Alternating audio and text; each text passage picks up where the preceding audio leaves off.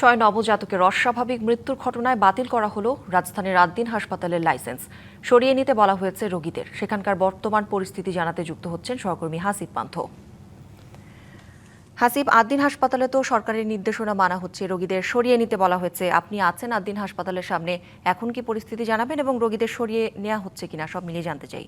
করি যেমনটি বললেন, সরকারি নির্দেশনা অনুযায়ী আদ্দিন হাসপাতাল থেকে রোগীদেরকে সরিয়ে নিয়ে যেতে বলা হয়েছে এবং বিশেষ করে যারা এই হাসপাতালে এতদিন ভর্তি ছিলেন কিংবা চিকিৎসাধীন ছিলেন, যাদের জটিল অবস্থায় ছিলেন, তাদেরকে পার্শ্ববর্তী কোনো উপযুক্ত যে মেডিকেলগুলো সেখানে নিয়ে যাওয়ার নির্দেশনা আছে। তবে আমরা সকাল থেকে করি যেতে দেখায় আদ্দিন মেডিকেল হাসপাতালের এখানে অবস্থান করছি। এখন পর্যন্ত কিন্তু আসলে তেমন কোনো রোগীকে আমরা সরিয়ে নিয়ে যেতে দেখিনি। পাশাপাশি যদি বলি যে অন্যান্য দিনের মতো যখন স্বাভাবিকভাবেই যেই মেডিকেল কলেজ হাসপাতালের যেই কাজগুলো থাকে সেগুলো কিন্তু আসলে চলমান রয়েছে। সকালে যেমন তাদের যে স্টাফরা থাকে তারা আসলেন এবং বিশেষ করে তাদের ভিতরের যে কার্যক্রম সেগুলো কিন্তু চলমান রয়েছে। তবে আসলে আমরা কথা বলার চেষ্টা করেছিলাম যে এখানে যারা কর্তব্যরত বা দায়িত্বরত যারা রয়েছেন তারা বলছিলেন এমনটি যে এই মাত্র সকাল হলো, কিছুক্ষণের মধ্যেই হয়তো বা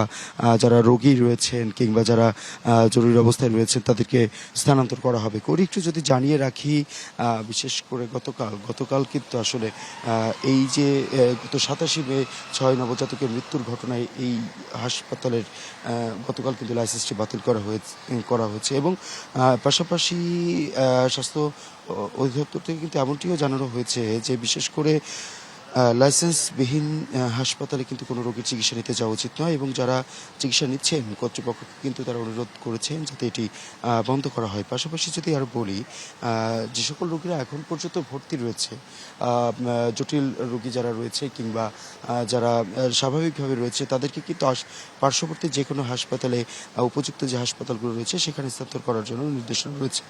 তবে এখন পর্যন্ত যতটুকু জানা গিয়েছে যে চাইলে তারা 1 মাসের মধ্যে তারা আপিল করতে পারবে হাসপাতাল কর্তৃপক্ষ।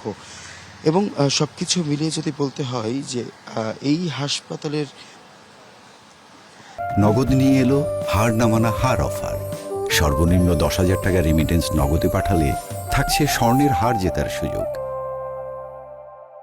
যে গত 27 মে নবজাতকের আকস্মিক যে মৃত্যুটি ঘটেছে তাতে কিন্তু কারণ দর্শানোর নোটিশ দেওয়া হয়েছিল এবং সেই নোটিশের সন্তোষজনক আসলে জবাব না দিতে পারাই তাদের এই লাইসেন্সটি গতকাল বাতিল করা হয় এবং সব কিছু মিলিয়ে বিশেষ করে যে হাসপাতাল কর্তৃপক্ষ যারা রয়েছে তারাও তাদের নিজেদের জায়গা থেকে তো বলছে তাদের কোনো ফল্ট নেই, এমনটি কিন্তু গতকালকে বলেছে বলেও আমরা জানতে পেরেছি। এছাড়া সব কিছু মিলিয়ে এখন পর্যন্ত সকাল থেকে আমরা এখানে অবস্থান করছিলাম, কোনো রোগীকে আমরা এখন পর্যন্ত স্থানান্তর করা কিংবা যেই প্রসেসিং বা যেই কার্যক্রমটি ছিল সেটি কিন্তু এখন পর্যন্ত আমরা দেখতে পাইনি। তবে যদি পরবর্তী সময়ে কোনো রোগী পার্শ্ববর্তী কোনো হাসপাতালে স্থানান্তর হয় কিংবা হাসপাতাল বন্ধের যেই ঘোষণাটি দেওয়া হয়েছে, লাইসেন্স বাতিলের যে ঘোষণাটি দেওয়া হয়েছে, তারই প্রেক্ষিতে যদি রোগীরা স্থানান্তরিত হয় কিংবা নিজ উদ্যোগে সরে যায় এরকম কোনো তথ্য যদি পাই, কাঞ্চব করি, অবশ্যই সেটি আপনার মাধ্যমে জানিয়ে দেওয়ার চেষ্টা করব।